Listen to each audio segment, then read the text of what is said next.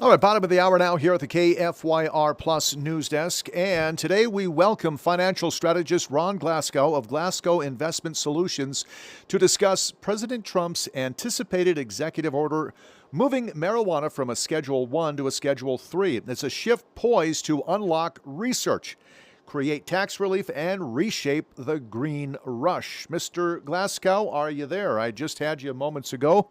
Can you hear me, sir? Yes, I can hear you. Can you hear me?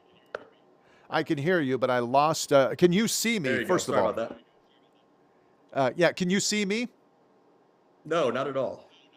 Yeah, okay. I do have, I apologize that we've got some technical difficulties I'm going to have the engineers work on, so I apologize. I can see you. You're up on the screen here. Everything's great. You might just have to listen for some of my questions that I've got for you. And we'll start with cannabis stocks have surged on news of rescheduling. Do you see this as a short term spike or a start of maybe a sustained rally? Yeah, that's a great question. So, the stock, any stock that moves in the short term is typically pretty erratic. You really want to look at those long-term trajectories. So, when it comes to cannabis stock, I think the big question is going to be: are they poised to make that leap to the federal system? Hmm. Because the people that are going to take advantage of that, be able to take advantage of that in all the states. The ones that just kind of are smaller producers that do their own thing, they may not be that equipped, and you'll see those stock price come down in relation. Okay. Ron, which cannabis sectors would it be cultivation, retail, biotech that stand to gain the most when President Trump reschedules marijuana?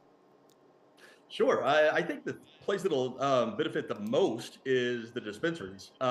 It's only, the class three, it's still only for medical dispenses in the states that don't have it authorized already. But that's an area where you're really going to do it. And then the more people that take the marijuana, the more your supply chain has to be. It will work its way all the way back and up that supply chain. So for people that need the marijuana, and there's been a lot of Mhm. studies on PTSD and things of that nature, it's great for them. Some people will have different beliefs, and we try to respect that as well.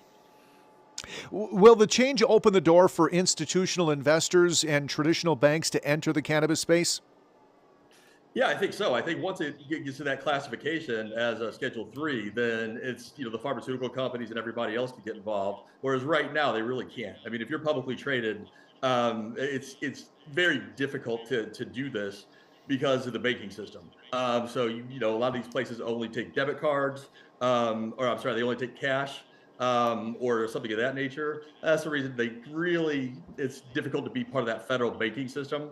So there's a lot of things that have to change. It's not just like Trump signed something and it changes overnight. You have to build that infrastructure out, and you can't forget the taboo that's always kind of existed with this as well. Sure. Okay, Section 280E currently limits deductions for cannabis businesses. If this rescheduling removes that barrier, what kind of margin improvements could we expect? Yeah, when it comes to cannabis, that's something is any deduction is going to help you if you can take it. I am not a tax professional. I focus on Hmm. sort of the investment side of the taxes. So something Sure. that detailed, I always recommend that you talk to your CPA. Okay. Could this policy shift a trigger wave of mergers and acquisitions in this industry? Yeah, I think so. I think once something gets the federal stamp of approval, like everything virtually in our government, you start to see those mergers. I can't think of an industry right now that's not consolidating. Take a look at my core business, which is investing. The S&P 500 has 500 stocks on it, but seven of them account for over a third of the entire stock market's value. So it shows the technology. The technology has done that very thing, and that's a relatively new technology. Same thing with the railroads. There's four of them now. There used to be 200 in the 1800s. So everything's gonna merge over time. This will certainly jumpstart that with the federal government's approval. Okay. So with this rescheduling, marijuana remains federally illegal still, but how does that uncertainty affect long term investment strategies? Yeah. Again, so what you have to do is, according to my research, lowering it to Schedule 3 means it can be prescribed by a doctor. So once that happens, it's going to be Hmm. more of sort of a pharmaceutical type sale than it is going to be, just a regular retail sale, because there are still safeguards against it. Just opening a dispensary, although we have those in some states, my state of Texas, we don't allow it. We don't even have. I don't even think we allow cannabis oil down here. So once the order signed, it's going to take a while to backfill all of the infrastructure and really see what is actually going to be allowed and who wants to pay to play that game. But I think you'll see the big guys jump in and take advantage of it, just like they do with any other pharmaceutical. Ron, do you think cannabis is shaping up to be a legitimate asset class, or is it still too volatile for conservative portfolios? I certainly I try to be very, very broadly diversified. I don't invest in it personally, and that really comes down to your risk tolerance. Some people Hmm. don't have Bitcoin. I have some of that I buy independently. So, what your risk tolerance is and how much you want to take, I would say is certainly at the riskier end of the sector. But depending on how much money you have, there's nothing wrong with carving off 3, 5% if you want to take that gamble. And I think that gamble got a whole lot safer today, just like Bitcoin got a whole lot safer when BlackRock came in and made ETFs to track it. So once you have the major players, whether that be huge institutions or the federal government, you kind of know it's here to stay, and it's just going to grow from there. What financial indicators should investors watch for in the next 6 to 12 months to gauge the industry health?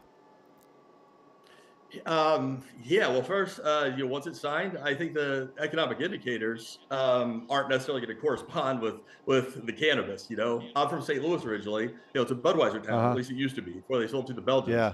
And we always said, the times are good, people drink. Times are bad, people drink.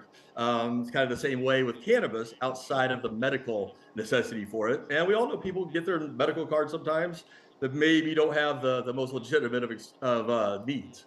So you're going to see that demand certainly spike. But the people that want to play it legitimately, we just have to see how that's going to work out, which pharmaceutical companies are going to get involved and produce it legally under the federal guidelines. And the other thing with the Schedule 3 is, doctors can prescribe it, but it's not approved by the the USDA. So Mhm. that's another wrinkle that has to be overcome. It's not just going to be a turnkey solution, unfortunately. Okay, Mr. Glasgow, I'll get you out of here with this one. If cannabis companies suddenly gain tax relief and easier access to capital, where do you see the biggest financial upside? Would it be in stock performance, private investment, or long-term industry consolidation? Yeah, I think in the shorter term, you're going to see the independents do very well, but I think that long-term consolidation will be it. Once it's going to be federally recognized as Schedule 3, you'll see the big guys come in and just start taking over the market. That said, one of the things that Mr. Trump did say this was for the research component. So that's Yep. really the unknown. When the doctors get involved, they do real studies on the benefits for PTSD, for anxiety, things of that nature. If those start coming back positive, then you're going to see it explode. However, those studies take years to do, and they'll have to redo them once it's legal because the requirements are very stringent on those. Sure. Financial strategist Ron Glasgow of Glasgow Investment Solutions. Thank you for the insight today, sir. Happy holidays and Merry Christmas to you, sir. Thank you very much. Merry Christmas to you. All right, 40 minutes now past the hour. Let's take a break here at the news desk. We'll come back with some of the day's top headlines next.